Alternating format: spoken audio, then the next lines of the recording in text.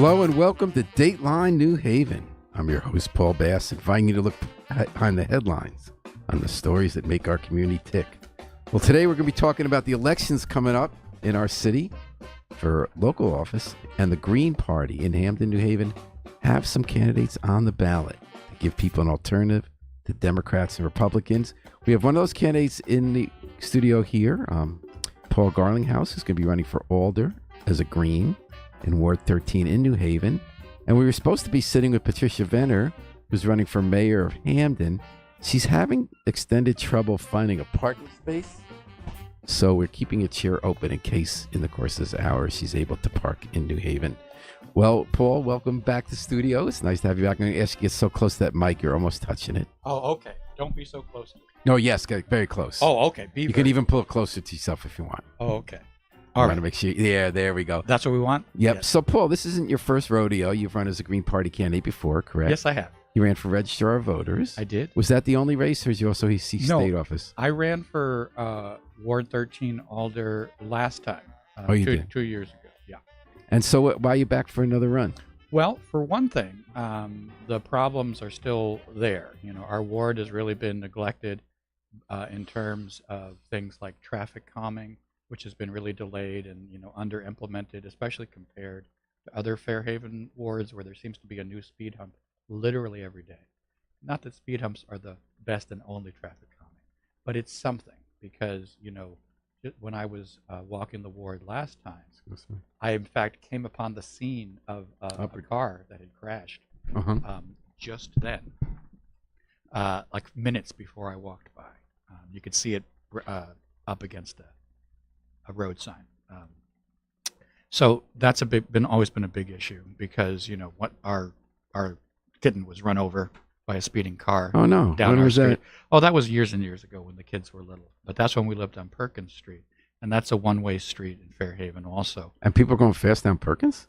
80 miles an hour. 80 miles an hour on Perkins Street? It was one way. And I know there was Perkins Street, there was no speed bumps. And in fact, I still worked with Mike, but that's like a narrow street. You have cars parked on both sides or one side? it's just one side, and that's part of it. Oh, Is that it but I don't know was- if you fit into three. Can you fit cars on two sides? I mean, that's a narrow street. That's one way you can try to do traffic calming. But we ended up actually petitioning our alder at the time, Aaron Sturgis Pascal, for the speed bumps. First, some temporary ones the city just had laying around, didn't know what to do with, and we circulated a petition in one day. I remember Erin led the citywide traffic calming movement. Really, she was real instrumental, and also in sort of bringing neighbors together with local business owners and other people to try to plan how to do calming. And there's been a whole lot. In fact, they just finished the speed hump in front of my house on Quinnipiac, and sometimes I go out and just watch the cars slow down because it's so much pleasant. Now, what's your strategy for driving a speed hump? I always slow down before I get to it. Is the idea you're still supposed to be braking when you go over it, or you're supposed to be going like 15 miles an hour? Well, 20 seemed a little much. some speed humps really suck. Okay, I mean, I need to be What clear. makes a good speed hump versus a bad speed hump? It's kind of like the bell curve.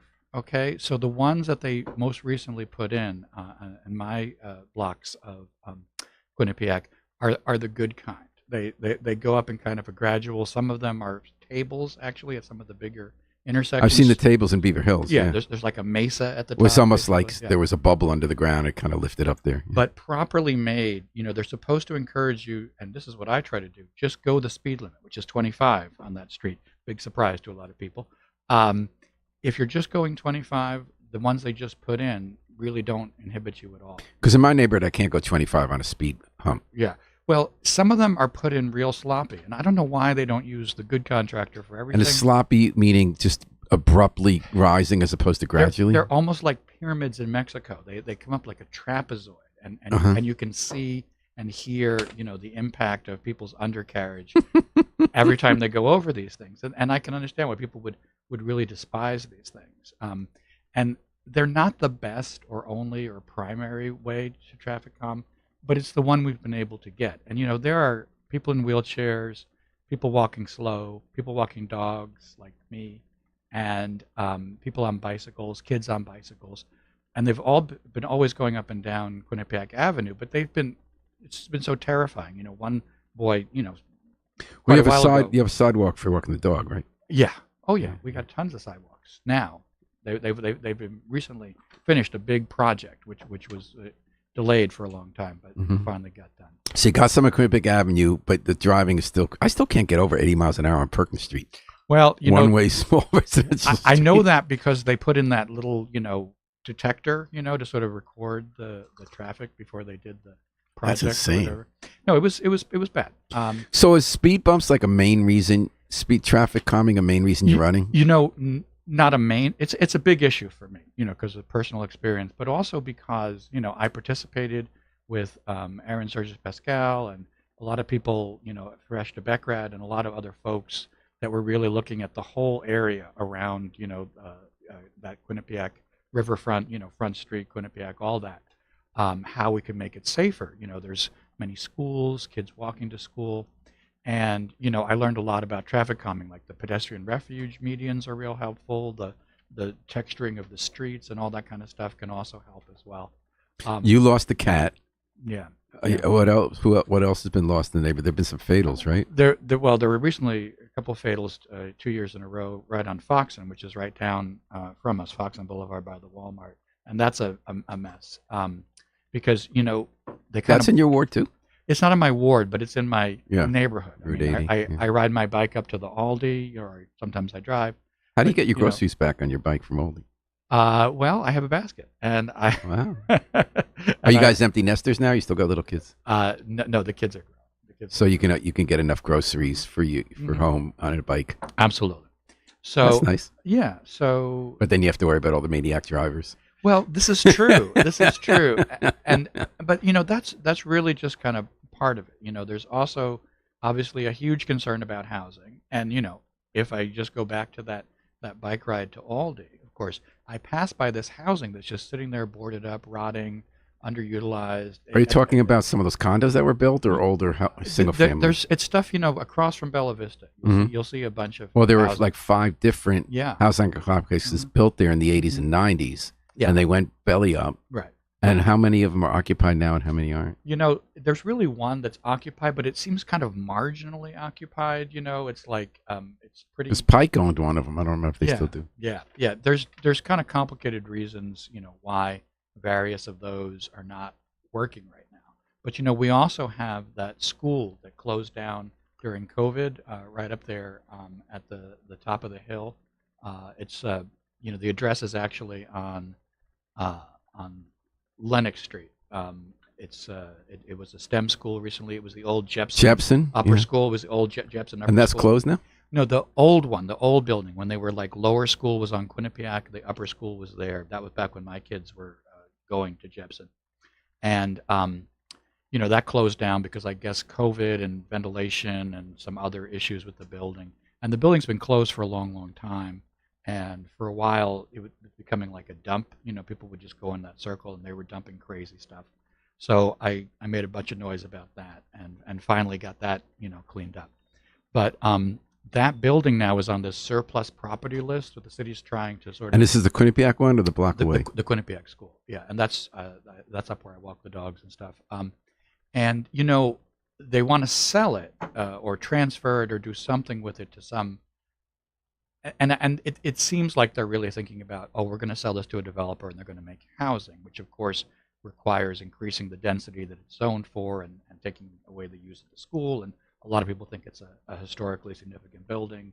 So, I really want to be involved in trying to push a more community-friendly. What would you like to see there? This is one of those classic I- YIMBY issues, like, should that be housing that we need? There's not enough affordable housing. There isn't enough affordable housing, and that's true. And it's a very strong thing. We are getting more housing, but kind of before we necessarily think about dramatically increasing the density of that property, we should be looking at the ones that are already housing. But there's various barriers, whether a company went belly up or a bunch of taxes or have skipped town or whatever. And that's at the other end of the ward, That's the down other near end of the Bella ward. Vista. Yeah, just right there. And some of it goes into the. It's all in wetlands, too. That was weird. They built all those on wetlands.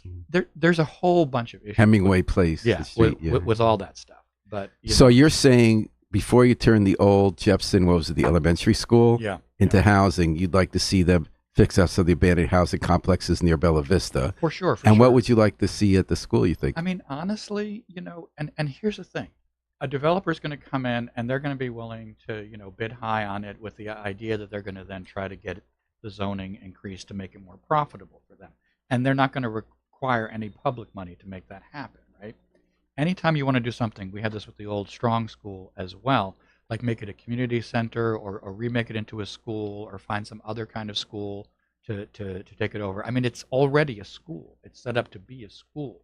But somebody has to come with But the money. citywide, we don't need as much school space as we used to. We have fewer students. Right. That's true. That's very true. But, there's all different kinds of students and different kinds of schools. We don't need it as a public school right now. We seem to be doing But you like good. the idea of some kind of public and service education format. I really do. It's already set up to be that kind of a building. It's a beautiful building. It's got all these gardens. Some of them are still there. It backs on a park with the ball fields. It really makes sense to me. Of course, I'm not ruling out the idea that there might be, a real deserving housing thing as part of the housing mix. I just was kind of worried that it seemed like it was already kind of running on these smooth greased tracks toward being made into housing and increasing the density. So that's one of your issues for housing. Another, go to Hemingway Place area. Mm-hmm. And then another one of your issues is traffic calming. What would you like to see done differently or more of with the traffic calming? Well, there's very specific streets. For example, there's Lexington and Lenox streets. There's Russell Street.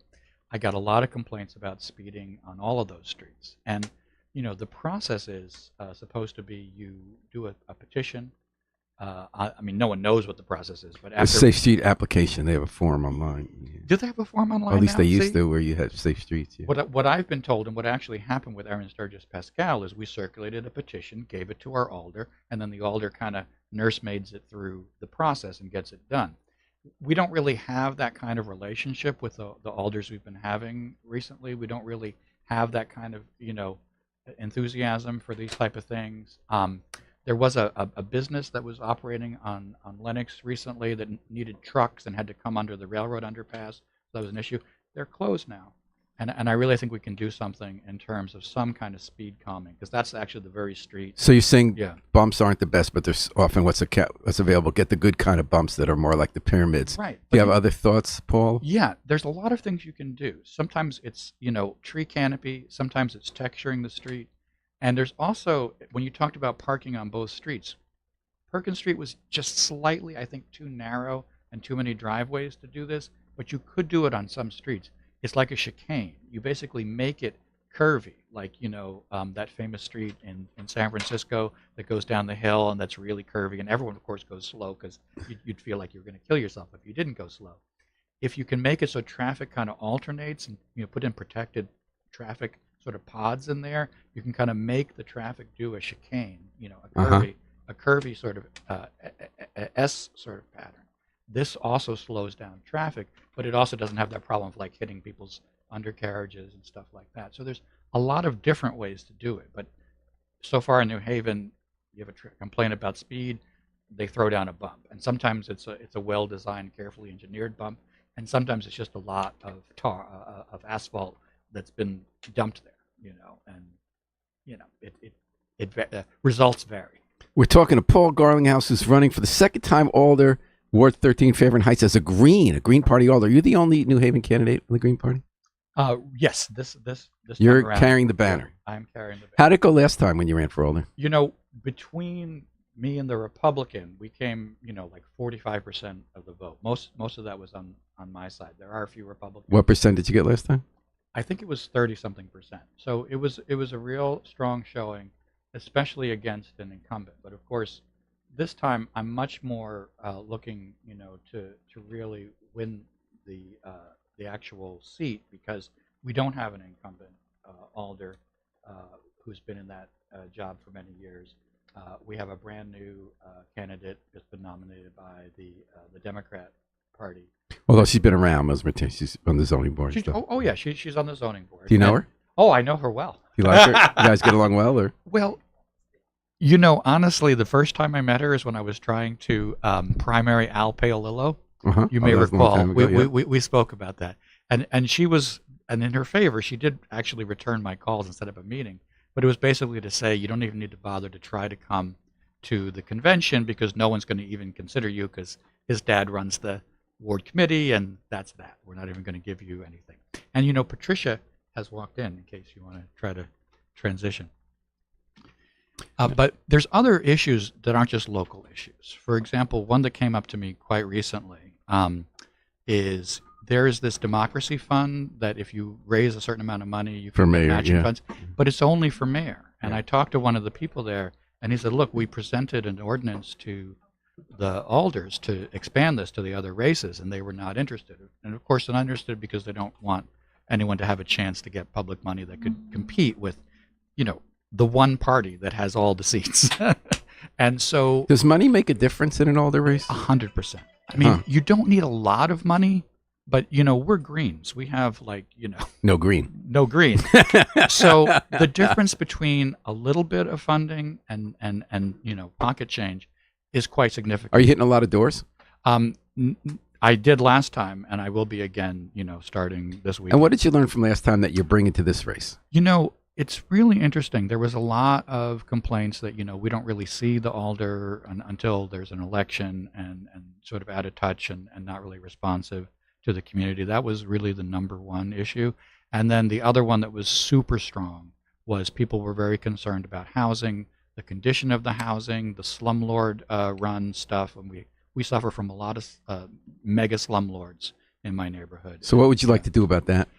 Honestly, we already have a fair rent commission, but I'd like to really see some efforts to strengthen and to add some ways you can go after these habitual repeat offenders. So the LCI Liberal Civic Initiative, the anti-blight group at City Hall, they recently got permission to weigh up the thousands a day sometimes the fines. Yes. Is that what? Do you need to do anything beyond that, or just? I mean, I think that's a good step. Because what you have are these really wealthy. I've seen how it works. They buy these properties, in maybe poor shape at foreclosure auctions, which of course has been a lot of. They slap a little paint on, turn it around, and start, charging really high rent. And when I go down my street in my ward and I see, properties, Mandy Management, and they're boarded up for months and months, I'm like, that's not right. What are they doing? That they're not poor. Okay, it's not that they can't afford it. It's that they don't feel that they have to until they're forced. So what would you do as alder about it? I think we need to strengthen the fair rent commission, and I think we need to consider some brand new ordinances that would apply to enhancing and adding fines to habitual repeat offenders that basically keep coming back and back and back, not just considering each as an individual case. And so what's up with the Green Party in New Haven, Paul? And we'll get in a minute to Patricia. She's found a parking space. She's here. Where are we in New Haven? I know Patricia, the other Patricia who ran the New Haven Party, is not in New Haven anymore. Yeah. How come we haven't got a bigger slate of candidates, and what does it mean to be a Green as opposed to a Democrat running for local office? Here's the thing. We have the most viable alternative to a Democratic hegemony of any of the parties. Republican Party is extremely unpopular citywide. Haven't been able to put an alder almost as long as the Greens have not been able to put an alder. And honestly, in my neighborhood, if I was running on the Republican line, which had been suggested, it would be as much of a negative, driving votes away. So what do the Greens stand for that the Democrats don't?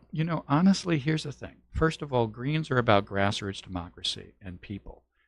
As the Democratic Party works, and I was a Democrat for many years, here in New Haven, it's a hegemony. It runs everything, and they're much more interested in accumulating power and distributing favors. The way it works is, you get on a ward committee, or you get appointed to some boards or whatever, and you play the game. You get appointed to paid jobs. You get contracts. You get little jobs, big jobs. There's money to be handed out, and they're handed out really to the people who are friends with the people who are in the party, and the party very jealously guards that power. And as a result, what kind of policies do it not have? Is this tied into why we don't have more responsiveness to people who are concerned about traffic calming, concerned about the future of that school, about the state of conditions, landlord property. For sure, and it's also why we have less responsive alders, and now they're going to 6-year terms, so it's even more. Or 4-year. Yeah, 4-year terms. Yeah, but they've made themselves even less accountable to the voters. And I think that there was literally no interest in trying to open up the Democracy Fund to more of the citywide races. Would you like to see Democracy fund all the races? I really do. And you'd also want to elect the school board, right?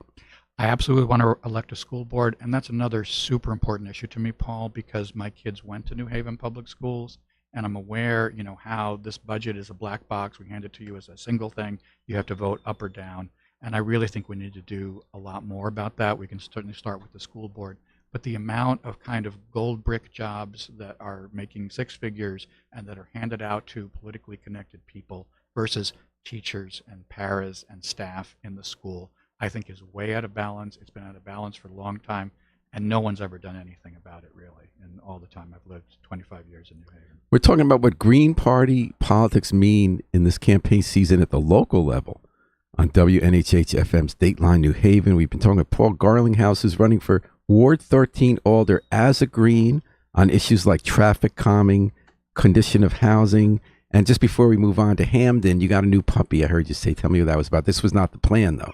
No. Changed. I was walking. I was walking my partner's dogs, and someone came up. Excuse me, sir. Can you help us? And our daughter can't take care of this dog.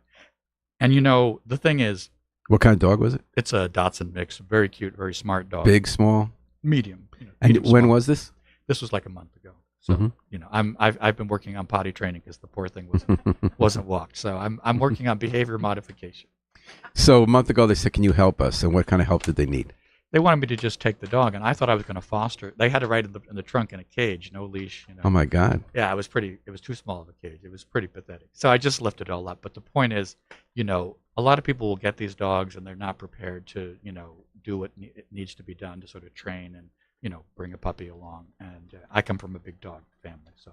So did you start to bring it to? You said you're going to North Haven or something with the dog? Oh, I walk all around the neighborhood. No, when they gave you this dog. Oh, I was going to go to. Did you say Cosgrove. Okay? New part of my house. I'll go foster her at the Cosgrove shelter, and is that in Brantford? In Brantford, I got all the way to the Staples. I turned around there. What made you? At what point? She was in my lap. She's so cute and so smart. You had the dog in your lap while you were driving. And I had my seatbelt on. But the point is, what if somebody gets this dog and doesn't have the patience or the knowledge to really train and be patient with the animal? And I felt like, this is in front of me, so let's do something. So you turned around. I turned around. And now you got a new member of the family. I did. And you're working on the potty training. What's the dog's name? Wednesday, like the TV show. And is it female, male? A female. Okay. Sweet And girl. you have 2 dogs now then? I just have the one. My partner has the other 2. Oh, okay. We're very clear about who wants who. Any parallel between that and stepping up to being older? Here's the thing. I walk out in front of my house and I see obvious problems, whether it's litter, whether it's terrible speeding, whether it's a car that's plowed into 2 cars right in front of my house, or, just these dilapidated, neglected, housing and, homeless people, pushing their shopping carts behind. That's right there, and I'm very present in the community. I spend a lot of time, walking around, trying not to drive or, use gas and contribute to the global warming because we're greens. And, there's just things that need doing. And I don't think they're getting done with the current arrangements. All right. So we're talking to Paul Garlinghouse, who's running for Alder. Patricia Vener. Did I say your name right, Vener? Vener Saavedra. And I'm going to ask you to get so close to that mic you're almost touching it so that we can hear you. Am I too far or too near? Yeah, we barely hear you unless you're a lot closer to the mic. I can talk louder. If it's get close, that's all it takes. Okay. You can even move it closer to yourself if you want. So, Patricia, you're running for mayor in Hamden. Yep. And you just watched the very busy mayoral primary season with 5 or 6 Democrats duking it out. Now they got Adam Sendroff. Yep. There is a Republican. Yes. Why are you running? And what makes you different as a Green candidate running for mayor of Hamden from the other 2 parties' offerings? Okay, well, more importantly than being a Green candidate is I'm a left candidate. I'm a leftist. I'm a socialist. I have no bones about that. What makes me different, though, in fact, more than that, is that I'm not a capitalist. I'm a socialist. I have no problem saying that. I have no problem admitting that. I have no problem announcing it to the world, even though I've been told, don't say the S word. So I say the S word. And I come from a background of ballet, art, astrophysics, and caregiving for my mother. So everything, I even did a stint in business, sort of. It was an art restoration and conservation of works of art on paper business. And I'm using the perspective of an astrophysicist as well as an artist. As an astrophysicist, you approach the problem differently than business people approach the problem. You also have a different problem. A municipality is not a business. What does a business do? A business functions to make money for its owners and the other people at the top, the CEOs and all of the board of directors, whatever they have. That is their function. No matter what business you're in, your function is to make money. That's why they say, find something you love and can make money at. It's all about making money. A municipality does not exist to make money. A municipality exists in order to serve the people who live and work there, the services it needs, the safety, all of that. That's the function of a municipality, not to make money. So, what kind of astrophysics did you do? What was your background on that? Okay, so I got a master's degree at Rensselaer Polytechnic Institute in Troy, New York. So yes, I'm that good. I worked for a little while at Hubble Space Telescope on the fine guidance sensors, doing part research and part fine guidance sensing, and which means aim the telescope in the right direction and make sure it's pointing at the right place at the right time, Mhm. not pointing at the sun. And then after that, I worked for a subcontractor down at NASA Goddard, and I was on the Goddard High Resolution. And is astrophysics, I'm completely ignorant, is that the science of the sky? Sort of. Astrophysics is the science of everything that's not on the planet Earth. So it's about stars, it's about galactic formation, star formation. And what's the physics part? The math, the properties of how they function? Math is not physics. Math is a language of physics. The physics part is, okay, so quick physics lesson.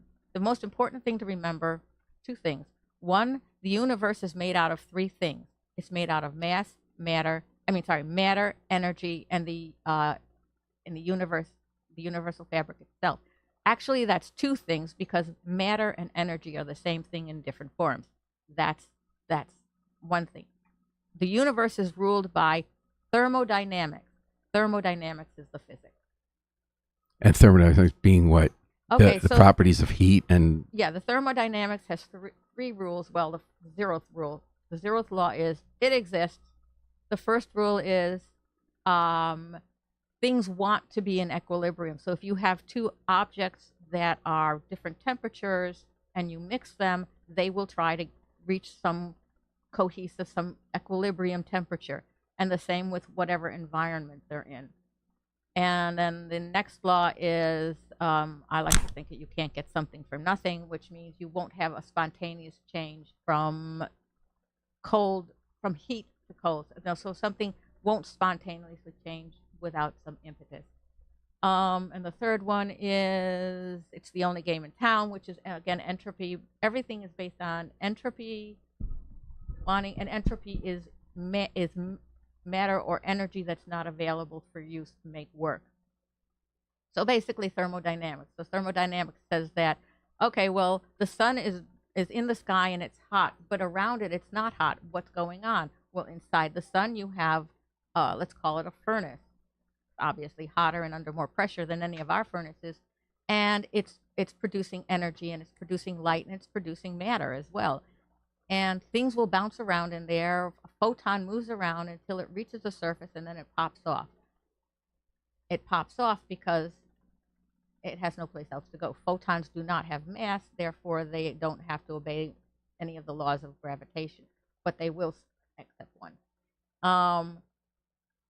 They pop off, and the sun is trying to cool down in order to be the same temperature as space itself, the fabric of space-time. And while it's cooling down, though, the inside is making more energy. And it will do that until it uses up its primary fuel. All right. So now you're running basically- for mayor of Hamden, where you say you want to apply your perspective as a socialist and as an astrophysicist, And as an artist. as an artist, the problem of Hamden. Right. So you looked at telescope for Hubble. What are you going to see when you look at telescope of Hamden in bringing the principles of astrophysics to running It's a less town? about the principles of astrophysics and more about the principles of critical thinking and creative thinking, because that's what you need in astrophysics, possibly in all physics, possibly in just about everything, is critical thinking and creative thinking. So instead of looking at a problem and just diving in with very little preparation, you have to say, what is my problem? What do I want as a result? What am I looking for? In most physics, where you're doing experiments, you would say, okay, I want to see, you either say, I want to see what happens if I do this, or I want to explain what's going on here. So you served on the Charter Revision Commission, so you got to look at the fundamentals of how the town runs. So you've looked at this problem. What have you come up with that's a different outcome based on your perspective as either a socialist, an artist, or an Right. astrophysicist? Right. So what I've seen is that, one, they don't really pay attention to the charter as much as they should. When we did the charter, we said, here's a bunch of ordinances that you guys should be working on and creating. Nothing happened. Crickets. But some people noticed, and they've been saying, we want this, we want this, we want this. The other thing is, when you approach a business, you are interested in making money. And so you have different staff people that are with that perspective. We want to make money. And you're not thinking, we want to help people. So the charter, when we were working on the charter, we were trying to make it more and more, let's help people. So what would be some examples?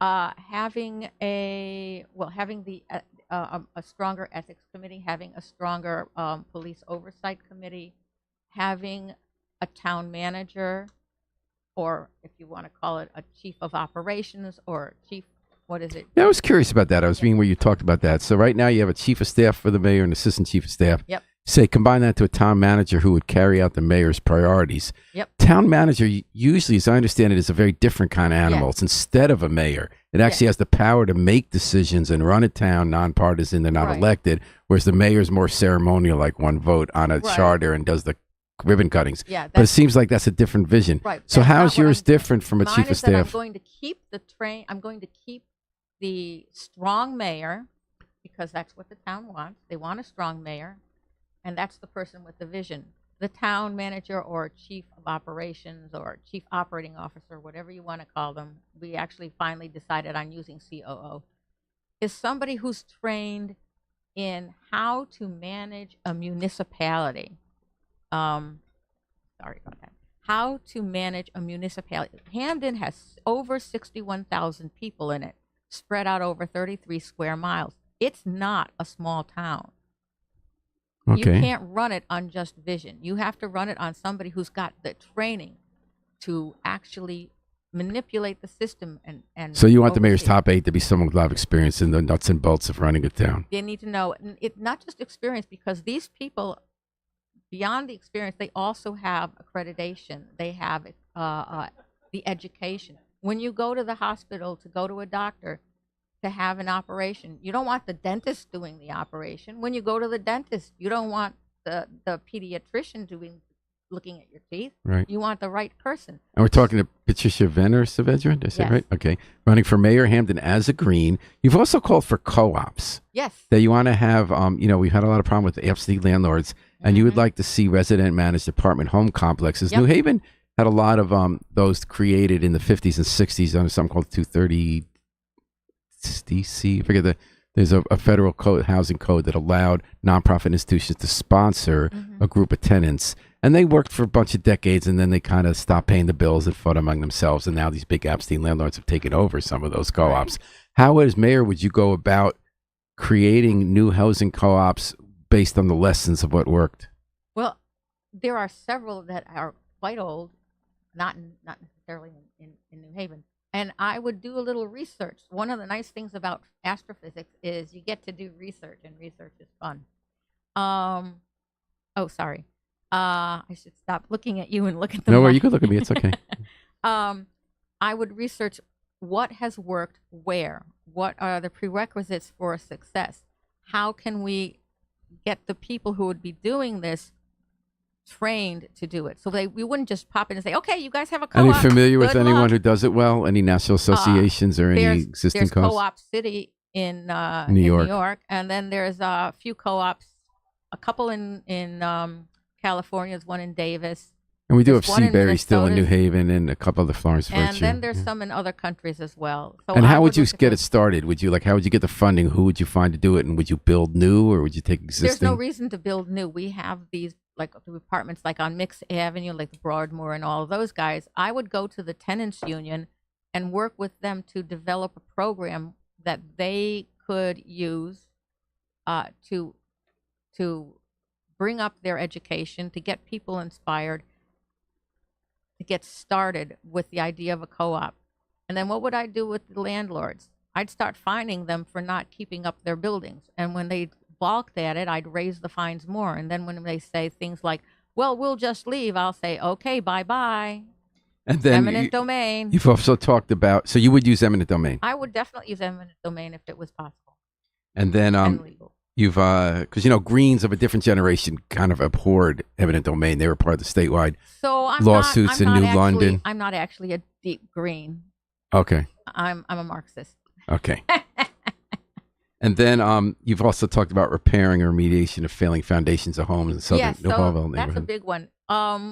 Several decades, there's been this problem in southern Hamden where the houses that are there, this was a red line district, this is a district where they allowed black people to own houses. And they built them on land that was contaminated. So they went in and said, okay, we will uncontaminate your land, but they did it wrong so that the soil that they used started to crumble, if you will. It started to not be the kind of soil where you can put a foundation. So the foundation started crumbling. Promises were made and promises were broken. And today we have more promises being made and a lot of noise. And I credit several people with helping to make this noise and helping to get it more on in the public eye. But there's still also not a lot going on. So I would, light a fire under some people and say, this has got to be done and this has got to be done now. Stop putting it off. And Patricia, are you on the ballot? Do you have to petition your way on the ballot? I did that already. Oh, you guys, so you're on. I'm So on the you're good. ballot, yes. And then, so you say about being a socialist, the Democratic Socialists of America, Hamden is one town where they've actually elected members to the council. What makes you, why did you choose to run outside the Democratic Party rather than as a Democratic Socialist within the party? I'm not a Democrat. The only time I was a Democrat was to get Bernie Sanders on the ballot. I've always been a socialist. I come from it. My grandfather came to this country as a young person from Tsarist Russia. We're Jewish, and he was one of the many people who were in the Jewish socialist movement of the time, which you don't The hear Bund. much of. Well, I don't know if he was actually in the Bund, but something else, but something similar to that. He was in unions. He brought the union. Finally, he was a milkman for the Seal Test Dairy Company in Albany, Schenectady area, and he brought the union in. People said, we're thinking of starting a union, and some union people came in, and the people said, well, you got to talk to Mo Vener. If he likes you, we'll listen.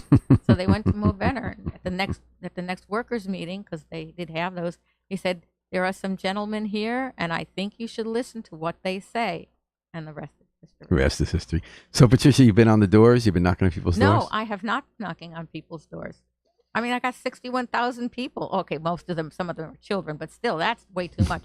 I will be doing that later, but I'm going to focus it. So far, what I've done is I've tried to meet people at events, or I had a meet and greet. I did some sitting and So tell me a taking story photos. about an interaction you've had on the campaign trail that influenced how you're thinking about this. Something that surprised you or impressed you of why this is an important quest.